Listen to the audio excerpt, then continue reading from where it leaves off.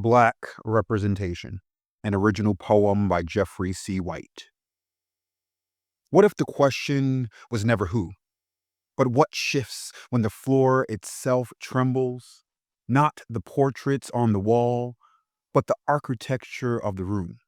The way ceilings are drawn to contain, the way thresholds dictate who waits outside. Representation, a mirror that reflects without reshaping. It grants us recognition, but recognition is not redistribution. Applause echoes, yet echoes feed no one. I sit with this. To be seen in the empire's frame is to be found by the empire's lens. The problem is not the absence of our faces, but the persistence of its scaffolding. Transformation asks harder things. Not a body in the chamber, but the chamber itself dismantled. Its blueprints dissolved and stones reassembled in the shape of new worlds. Imagine politics not as entry, but as exodus. Not as appointment, but an abandonment of what was never built for us. Imagine an order unmoored from extraction, and a calculus that does not balance itself upon the subtraction of black breath. True change resists the seduction of optics. It is the subterranean, slow, like roots splitting concrete, like water carving valleys over centuries. It does not announce itself with confetti, but with quiet shifts and what becomes possible. A child waking without hunger, a community unburdened from surveillance, a future not imagined through scarcity. So the question returns again and again. What do we build when representation no longer satisfies? When symbolism is a husk, when faces at the podium become masks for the same machinery? Perhaps transformation is this: the courage to unlearn. Unlearn our craving for presence at the table, and instead to ask, what tables deserve to exist at all?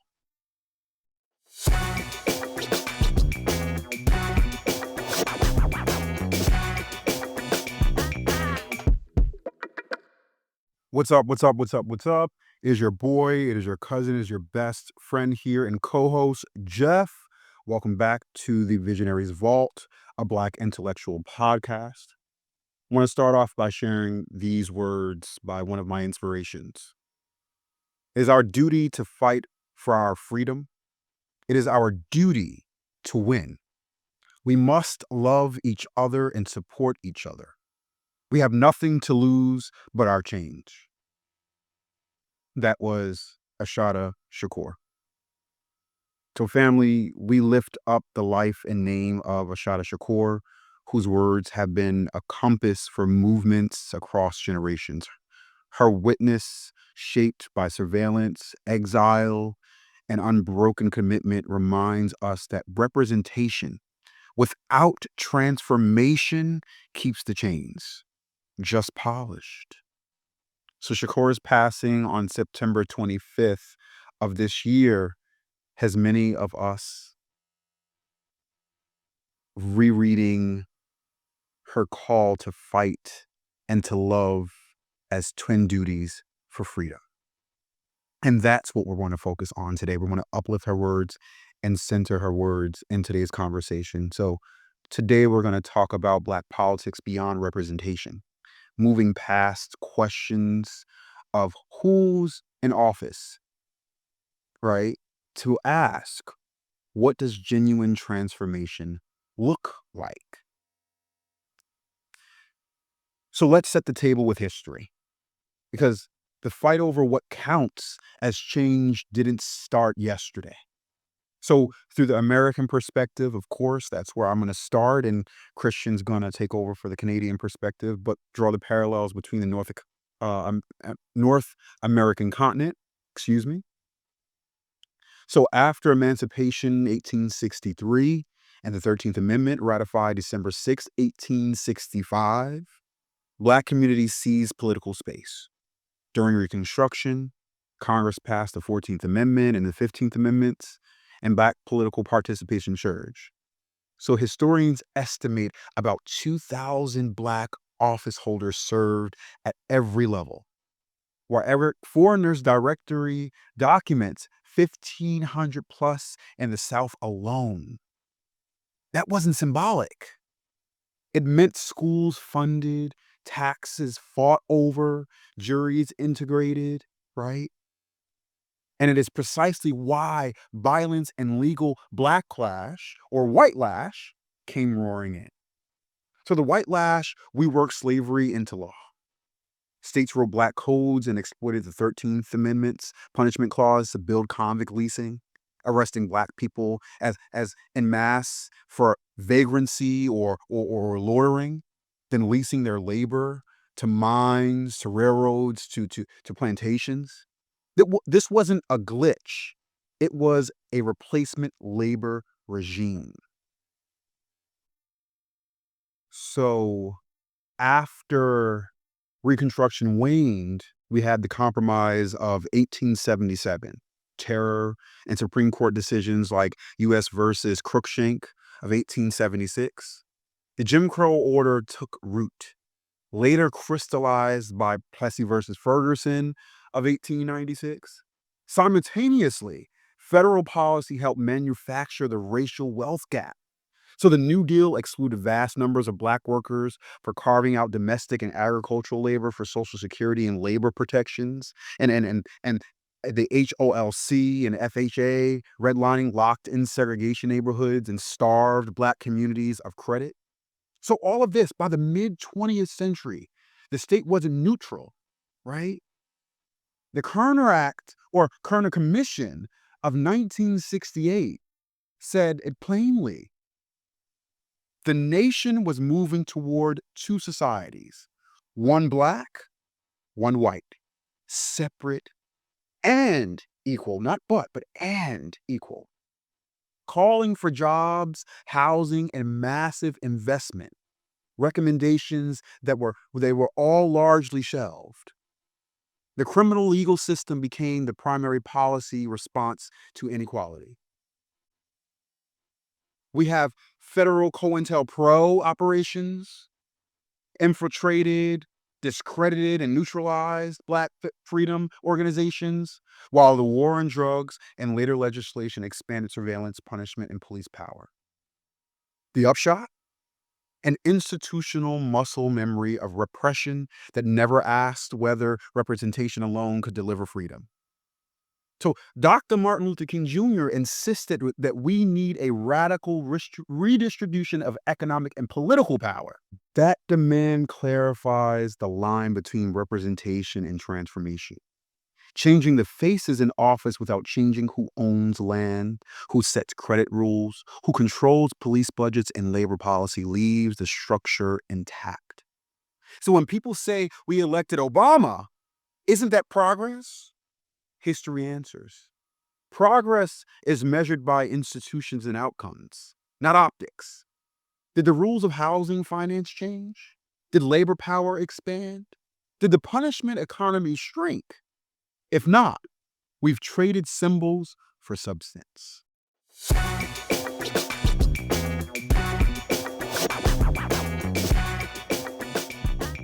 I write to tell the truth that we are here, though history forgets to say our names. That's a reading from George Eliot Clark. History in Canada is not settled story. It's a conversation still being written, still being argued over. There's quite a struggle happening across this country. In classrooms, in politics, in public square, a struggle over who gets remembered and who's still fighting to be seen. The Black Canadian lens helps us see this truth clearly.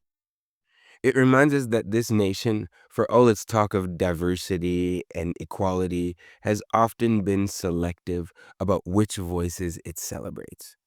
Our stories are more than footnotes in the margins of Canadian history. They are the foundations of it.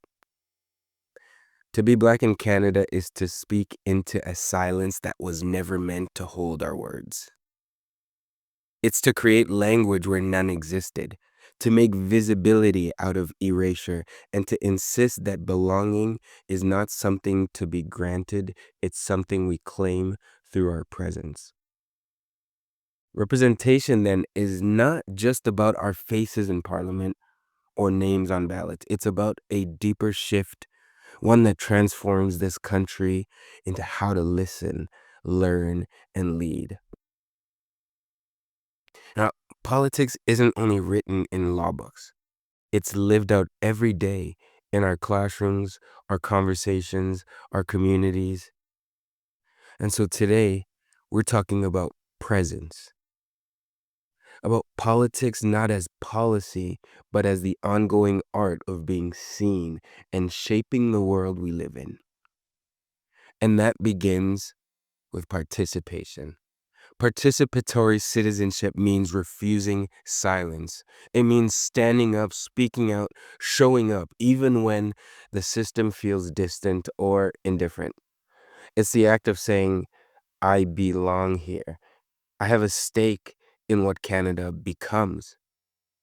When Black Canadians participate, when we vote, teach, organize, write, lead, we are not just adding to Canada's voice.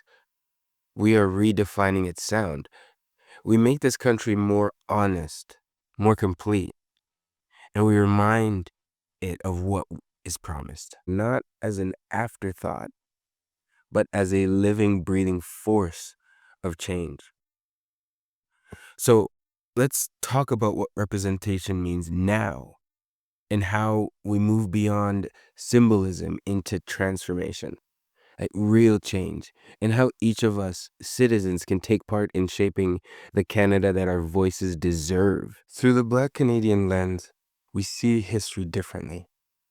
We see the loyalists who built lives in Nova Scotia only to face broken promises and segregation, yet it still carved out communities of faith, resilience, and hope. I think of Marianne Shadd printing her words on the Freedom Press and declaring that Black citizenship meant participation, not permission. Each of these moments is a heartbeat in the same rhythm, a rhythm of resistance and renewal that continues when Black Canadians participate. We also are able to redefine what this country sounds like. Through the Black Canadian lens, we see history differently. We see the loyalists who built lives in Nova Scotia only to face broken promises and segregation, yet it still carved out communities of faith, resilience, and hope. I think of Marianne Shadd printing her words on the Freedom Press and declaring that Black citizenship meant participation, not permission, or the best of resilience. Jean Augustine, a woman who carried the weight of both migration and ambition. Born in Grenada, she came to Canada in 1960 as a domestic worker. She worked her way through university, became a principal, a community leader, and then the first Black woman elected to the House of Commons. It was her motion that gave us what we now call Black History Month in Canada. Not just a celebration, but a declaration that our stories belong in the nation's memory. Then came Michaëlle Jean, who journeyed from Haiti as a refugee and in 2005 became Canada's first Black governor. Her appointment was more than ceremonial. It was symbolic, and it showed the possibilities that could emerge when a nation begins to see itself in fuller color. She spoke often about the strength found in diversity, about belonging not as charity, but as contribution. And now, Greg Fergus, who was the first Black Speaker of the House of Commons, his voice echoing across a chamber once unmanageable for people who looked like him. Each of these moments, each represents a door opened, a new image of what Canadian leadership can look like. But the question remains, what happens after the door opens? Representation must move from a symbol to substance, from who is seen to what changes because they are seen. True representation isn't just about being in the room. It's about reshaping the room and shifting how power listens, how policy is written, and how communities feel their voices reflected in decisions that shape lives. And that's where transformation begins, in the movement from image to impact, from being noticed to being necessary. So as we move forward, let's ask, what does it look like when it's participatory? When it's not only political, but personal, lived in our classrooms, our streets? That's the question I continue to explore. Not just who represents us, but how we together represent the future.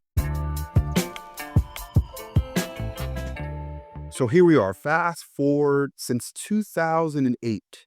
We've watched the representation versus power gap play out in real time.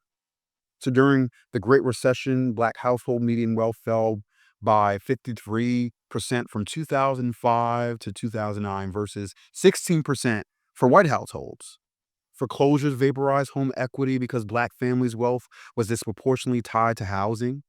Programs like HAMP were built to help 3 to 4 million homeowners, but several underdelivered and were riddled with servicer abuses and redefaults, leaving the racial wealth gap. That wasn't just misfortune. It was policy designed that stabilized banks more than households. And here's the kicker. Those wealth losses compounded across generations. When we later say college costs, business capital, down payments, we're living inside those policy choices. After Ferguson in 2014, the Obama administration created the Task Force of 21st Century Policing and issued an EO, right? Executive Order 13688, 2015, to restrict certain military equipment transfers. Important, but incremental. The Trump administration in 2017 rolled back those limits, right? Doubling down on punitive tools instead of funding housing, treatment, or guaranteed jobs. The spending data since 2020 show police budgets rising, not shrinking, even amid a historic racial justice uprising. Representation in city halls didn't stop the militarization or the budget trend. So the through line is clear. When crisis hit, we recapitalize police and markets before we recapitalize communities. Right now, the Voting Rights Act's heart was cut out in Shelby County versus Holder 2013, which scraped the coverage formula that had required preclearance and jurisdiction with histories of discrimination, right? Yes, Allen versus Milligan 2023 surprised many by affirming Section 2 in Alabama, but state level restrictions and aggressive gerrymanders, right, continue to this day. In this environment, the composition of the electorate is engineered before we ever debate policy. The Supreme Court's FFA versus Harvard and UNC 2023 decision effectively ended race-conscious admissions nationwide, with ripple effects already showing in elite enrollments. This closes one avenue for building Black professional pipelines, while leaving legacy preferences and wealth-based advantages untouched. That is structural, not a matter of who occupies the Oval Office alone. The 2021 expanded child tax credit nearly cut child poverty in half while it lasted. A stark proof that direct income support works. When it is lapsed, poverty shot back up. On student debt, the Biden-Harris era moved billions in cancellation and launched the SAVE, right? But courts and policy reversals in 2025 under the Trump administration have thrown borrowers into uncertainty. With the Trump administration moving to dismantle prior relief frameworks as we speak with this government shutdown, the headline is drift, right? We toggle benefits on and off, never locking in universal guarantees that would make transformation durable. And at the same time, Federal actions roll back DEI and voting access executive orders, shifting the ground under everyday rights while budgets keep the carceral status quo humming. That is the difference between having allies in office and having power behind you. As Keeanga Yamada Taylor argues, Black faces in high places have often masked persistent inequality rather than uprooted it. In Baltimore, for example, a largely Black political class presided over policies that still leaned on aggressive policing while assuring squeeze services, right? The lesson is not cynicism about Black leadership. It is clarity about the constraints of governing inside autocracies, right? And bureaucracies, and the necessity of mass movements that force a different budget, a different property regime, a different labor settlement. So, what does genuine transformation look like practically? We need to shift baseline. So, tie federal aid to demilitarization benchmarks. Require cities to move set percentages from enforcement to housing care, right? Youth jobs and public health. Plus, while automatic stabilizers, we have automatic stabilizers so supports don't vanish after one fiscal year. Make wealth policies race aware in effect, right? In exclusionary zoning. Fund down payment grants where redlining suppress inequity, right? And create a public option for credit and historical disinvested zip codes. We need to constitutionalize voting access, national floor for mail-in, right? Early voting, automatic registration, and independent redistricting, right? Pre-clearance restored by statute. We need labor power as public safety, right? We need to shrink the punishment footprint. Repeal mandatory minimums, cap probation and parole terms, replace police as default crisis responders, and carve prisons out of local economic development schemes that incentivize incarceration. Do you notice what's missing? What's missing is elect the right person and hope. Electoral wins can be levers, but only if we're organized to pull them. Once again, Ashada Shakur told us duty is two-sided: to fight and to love. Fighting means building durable institutions of Black power. Tenant unions, workers' co-ops, mutual aid, court watch, bail funds, and citywide budget coalitions. That can discipline whoever occupies the office. And loving means defending each other from policy whiplash and scapegoating, refusing the lie that we're separate and equal, right? Because we're not. We're not separate but equal by nature rather than by design, right? Genuine transformation is not personality change in the state. It is a governance change in budgets, laws, land, labor, and care. When those dials move and stay moved, we'll know we've gone beyond representation.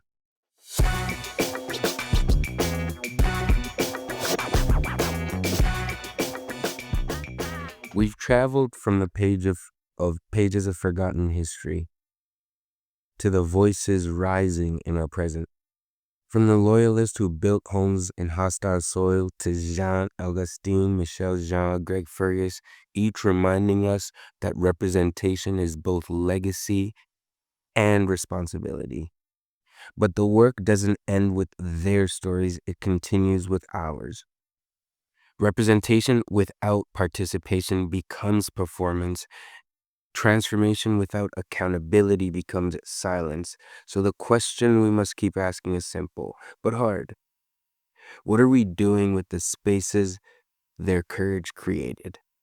How do we ensure that the next generation doesn't only inherit visibility, but inherits a voice that matters, that shapes, that builds?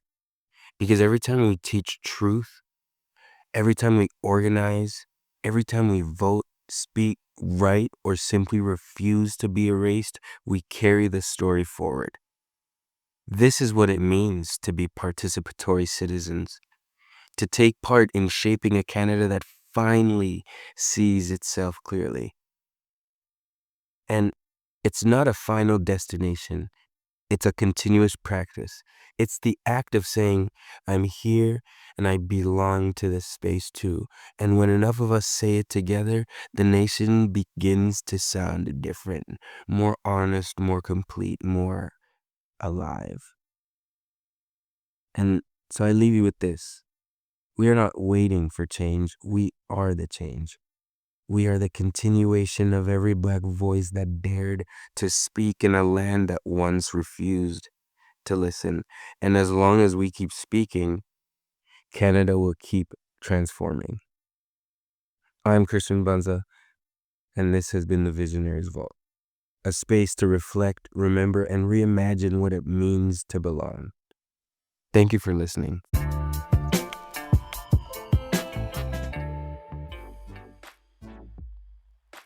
Thank you for tuning in to the Visionaries Vault. I want to leave you with a thought.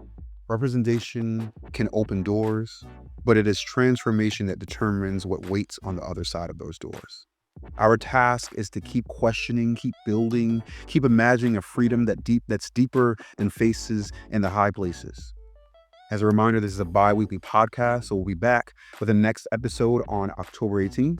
Until then, reflect, organize, and stay grounded in community. And as always, keep the conversation going.